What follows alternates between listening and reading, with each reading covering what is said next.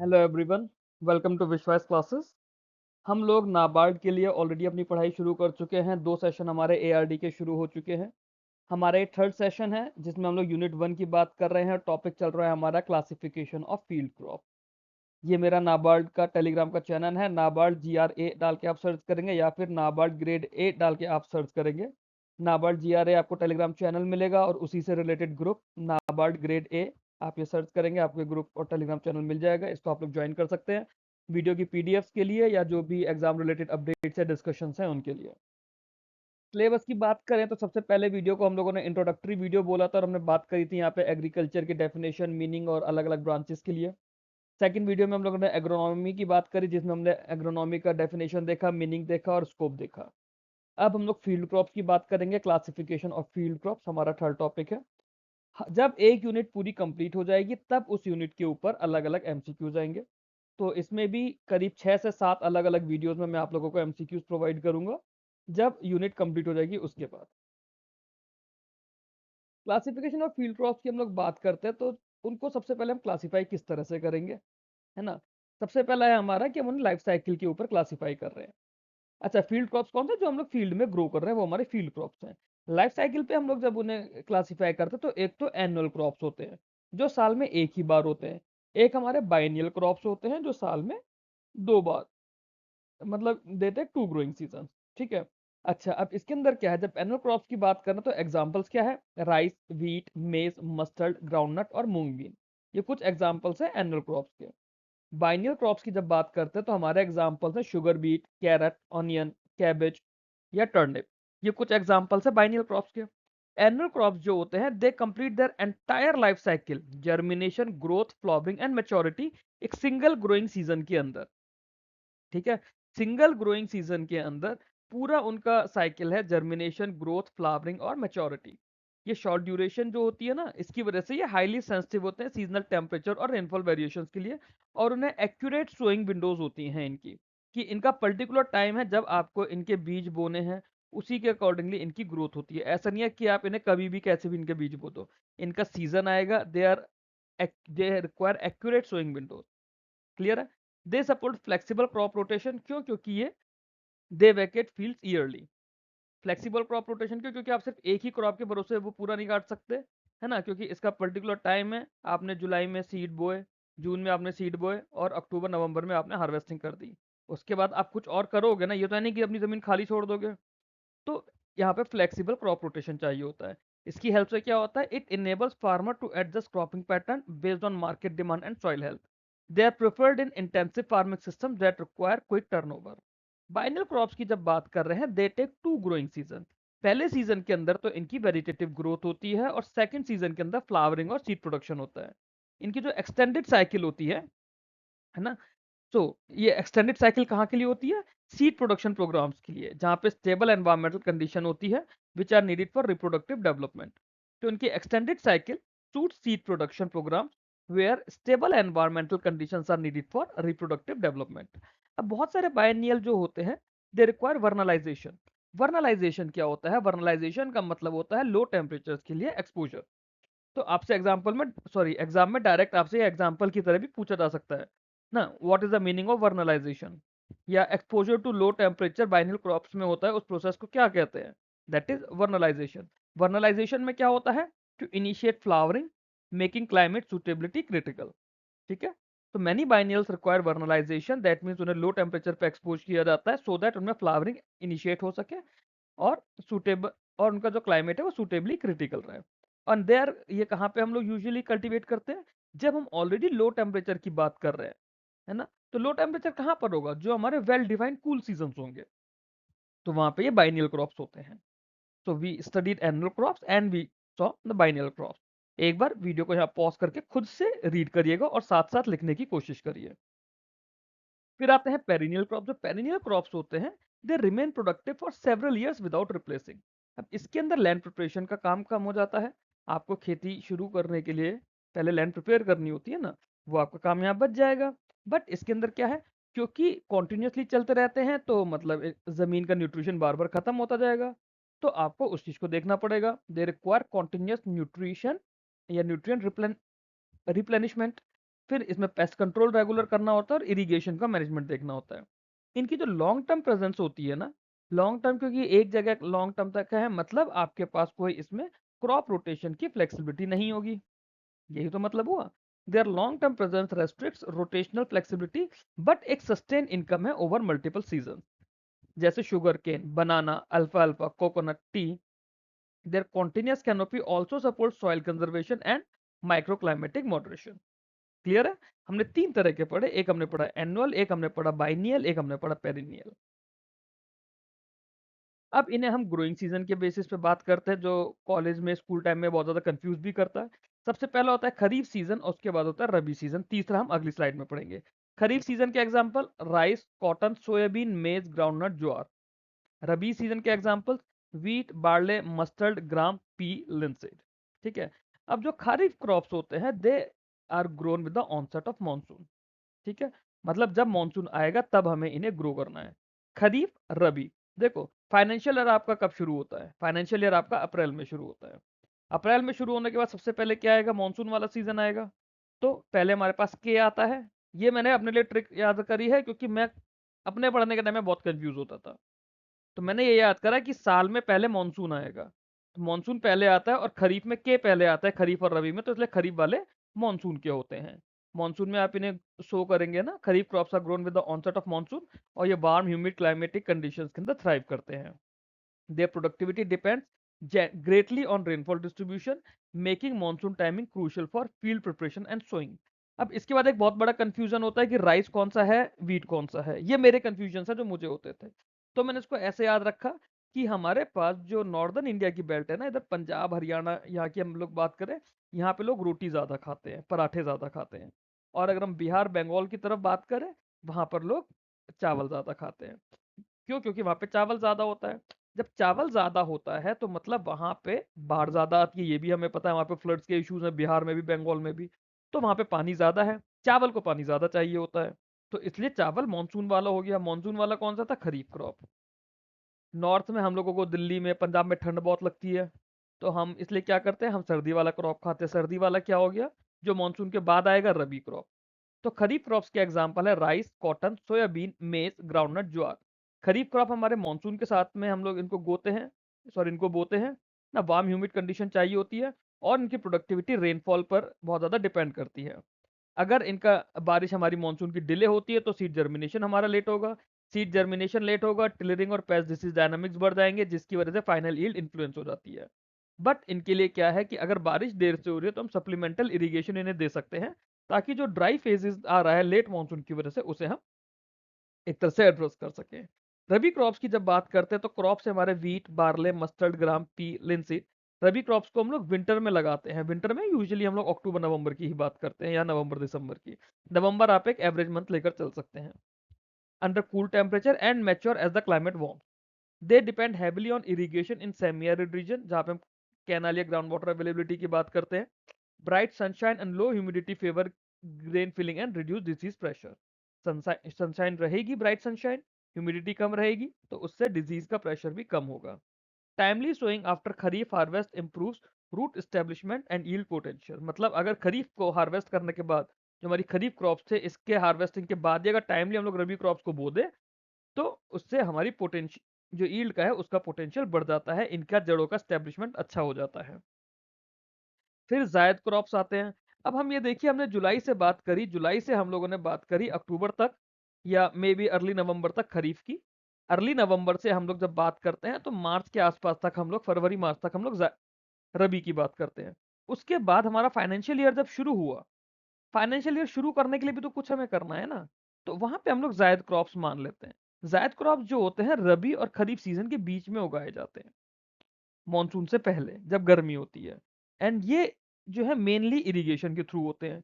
इसमें land use efficiency हमारी बढ़ जाती है और एक एडिशनल इनकम आ जाती है by filling the seasonal gap. Rabi और खरीफ क्रॉप के बीच का जो टाइम हो गया आपका, यूजुअली अप्रैल मई जून का, वो हमारा इसका गैप फिल करता है। अब यहाँ पे जो जो क्रॉप्स को जो हम लोग उगाते हैं, they require higher temperature and popular among vegetable and fodder growers.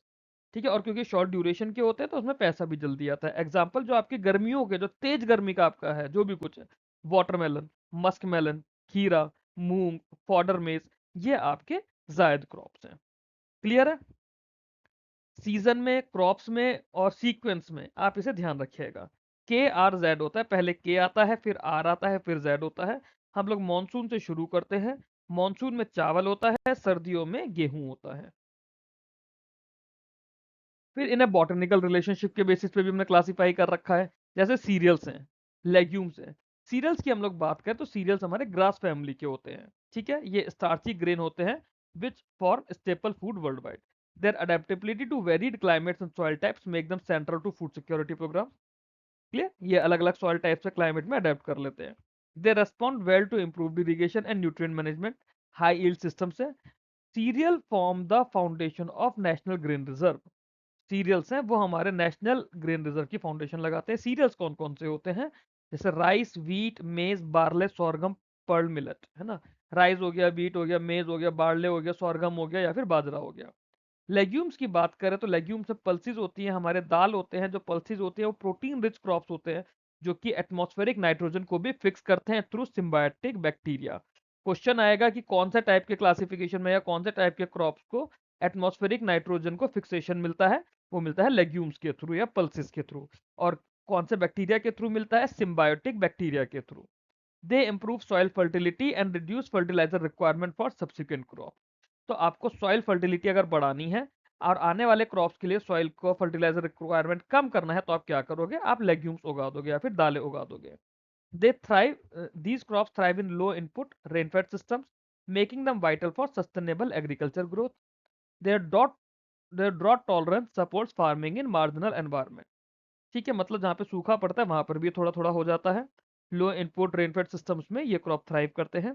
Examples है इसके ग्राम, जैसे चिकपी हो गया, पिजन पी हो गया, अरहर, lentil, moong bean, urad bean, मटर। जो बेसिकली जो आपकी दालें हैं ना, हम वो सारी दालों की यहाँ पे बात करते हैं, चाहे चना हो, चने की दाल हो, अरहर की दाल हो, मूंग की दाल हो या उड़द की दाल हो, जो भी दालें हैं हम यहाँ उनकी बात करते हैं। तो हमने classification based on botanical relationship में देखा सीरियल्स जो कि ग्रास फैमिली से बिलोंग कर रहे हैं, लेग्यूम्स या पल्सेस जो कि प्रोटीन रिच क्रॉप्स है जो कि सिम्बायोटिक बैक्टीरिया के थ्रू एटमॉस्फेरिक नाइट्रोजन को फिक्स करते हैं। फिर इसके बाद ऑयल सीड्स की बात करते हैं। ऑयल सीड्स कौन से होते हैं? जो हमारा एडिपल और इंडस्ट्रियल ऑयल एसेंशियल्स देते हैं हाउस होल्ड और एग्रोबेस इंडस्ट्रीज के लिए। इसमें क्या होता है, जो हमारा डोमेस्टिक ऑयल सीड कल्टीवेशन है ना, वो भी जरूरी होता है सो दैट हम एडिबल ऑयल्स को इंपोर्ट ना करें। अब ये जो जो ऑयल सीड्स होते हैं इन्हें कई बार वेल ड्रेन्ड सॉइल चाहिए होती है, स्पेसिफिक माइक्रो क्लाइमेटिक कंडीशन होती है इनके लिए। मेजर लेवल पे नहीं बट माइक्रो क्लाइमेटिक कंडीशंस इन्हें चाहिए होती हैं। And they are also use in feed, cosmetics and biofuel industries. Feed, cosmetics और बायोफ्यूल इंडस्ट्रीज में भी यूज होते हैं। जैसे सरसों है, मूंगफली है, सोयाबीन है, सनफ्लावर है, सेसमे है, कैस्टर है। ये वो सारी चीजें आप इसमें मान लीजिए जिनका तेल इंडिया में बनता है। फाइबर क्रॉप्स हैं। फाइबर क्रॉप्स क्या करते हैं? रॉ मटेरियल देते हैं टेक्सटाइल, रोप्स और पैकेजिंग इंडस्ट्रीज को। Raw materials for textile, ropes और पैकेजिंग इंडस्ट्रीज। और जब इन इंडस्ट्रीज के लिए मटेरियल आ रहा है, दैट मीन्स अगर सप्लाई है तो डिमांड है, तभी ये हो रहा है। तो उसमें रूरल एम्प्लॉयमेंट भी जनरेट होता है क्योंकि उनकी प्रोसेसिंग एक्टिविटीज है, जैसे retting, ginning and spinning. Their cultivation contribute to export earning and rural industrialisation. जैसे कॉटन हो गया, जूट हो गया, मेस्टा हो गया, फ्लैक्स हो गया, सन हेम्प हो गया। Proper post harvest handling affects fibre quality and market price. Example fibre crops के कॉटन, जूट, मेस्टा, फ्लेक्स और सन है। क्लियर है? आगे चलते हैं। शुगर और स्टार्च क्रॉप्स हो गए। शुगर और स्टार्च क्रॉप्स क्या होंगे? जैसे शुगर केन हो गया, शकरकंदी हो गई, आलू हो गया, बीट रूट हो गई। तो these crops contain high sugar और starch level which are used in sugar, ethanol and processed food industries. Sugar, ethanol और प्रोसेस्ड फूड इंडस्ट्रीज में शुगर और स्टार्च क्रॉप यूज होते हैं। इनकी जो इंपॉर्टेंस है, जैसे जैसे हमारा बायोफ्यूल का डिमांड बढ़ता जा रहा है, स्पेशली इथेनॉल ब्लेंडिंग एक्टिविटीज, इनकी इंपॉर्टेंस बढ़ रही है। ये जो क्रॉप्स होते हैं they require careful pest and nutrient management due to long duration. They contribute significantly to agro industrial linkages in processing belts. Example है हमारे पास sugar cane, sweet potato, tapioca, beetroot. फिर फॉडर और फॉराज क्रॉप्स होते हैं। Fodder crops या फॉराज crops क्या होता है? ये मेनली लाइफ स्टॉक्स के लिए होता है ताकि उन्हें खाना मिल पाए, ड्राई, ग्रीन और सिलेज फॉर्म्स में। They ensure year-round fodder supply, supporting dairy productivity and reducing reliance on external feed। तो जो गाय भैंसों के लिए भूसा होता है, चारा होता है, हम यहाँ उसकी बात कर रहे हैं। Proper fodder planning improves milk yield and farmer income in mixed farming system। Perennial fodder also helps conserve soil and moisture. Example है इसके बरसीम, अल्फा अल्फा, Napier grass, cowpea, sorghum. Cowpea और सोरगम जो है ये फॉडर कहलाते हैं। और ल्यूकर्ने या ल्यूसर्ने, कैसे आप इसको प्रोनाउंस करेंगे, LUCERNE को, अल्फा अल्फा जिसे लिखा है ये आप लोग देखेंगे, मेरे को सॉरी इसकी प्रोनाउंसिएशन नहीं आ रही है। बरसीम, नेपियर ग्रास।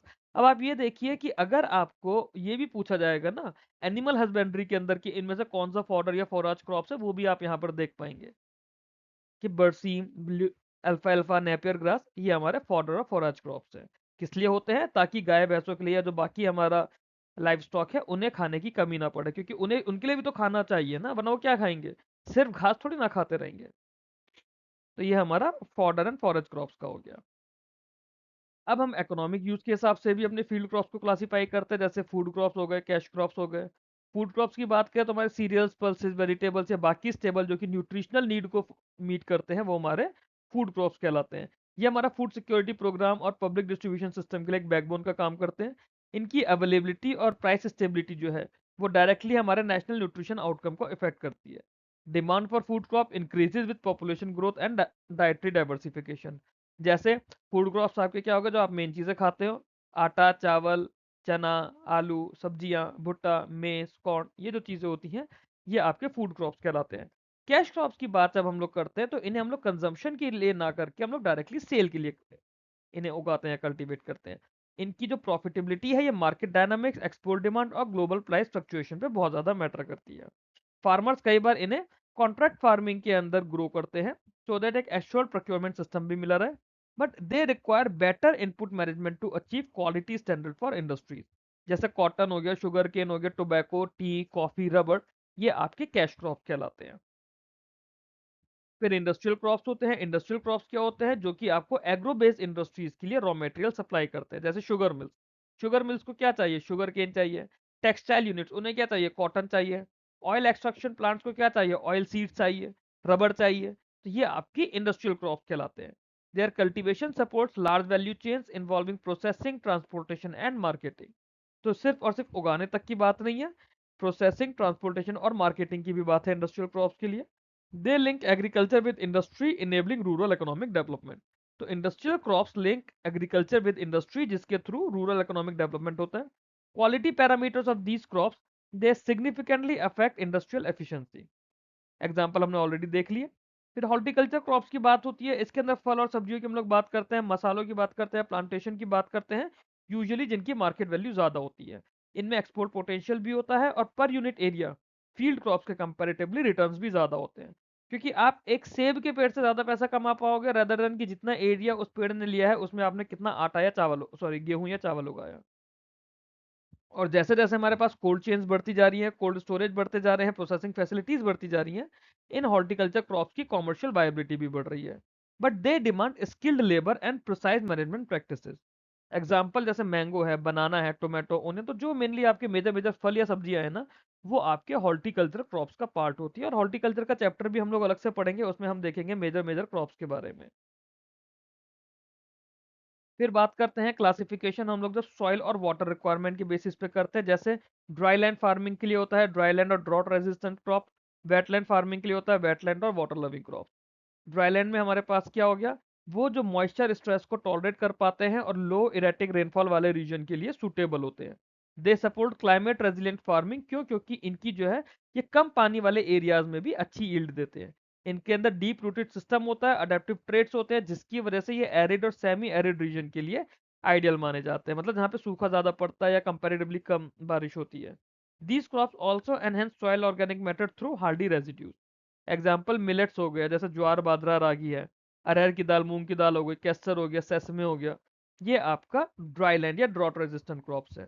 वेटलैंड और वाटर लविंग क्रॉप्स कौन से हैं? जहाँ पे ज्यादा पानी होता है, जैसे ज्यादा पानी का हमने, अब देखो आप वैसे एग्जाम्पल देखो, बहुत ज्यादा जूस किस में होता है? जैसे हम लोग कई बार देखते हैं शुगर केन में होता है, sugar cane high water areas का क्रॉप हो गया। बंगाल में जूट है, सुंदरबंस की तरफ जूट। अगर बेसिक ज्योग्राफी थोड़ी बहुत भी आपको आपके बचपन की याद हो तो Bengal is related with jute. तो जूट क्यों है? क्योंकि वहां पे पानी ज्यादा है, वहां बाढ़ आती है, तो इसलिए जूट से हमने रिलेट करा। राइस का हमने पीछे एग्जाम्पल समझा ही था, जो अभी मॉइस्चर, सॉरी, मॉनसून के लिए हमने खरीफ क्रॉप के लिए समझा था। तो उसे भी पानी ज़्यादा चाहिए। हमने ऐसे ही समझा था कि चावल को पानी चाहिए होता है। तो rice is also a wetland crop. Wetland crops require abundant water and often thrive in saturated soils or standing water.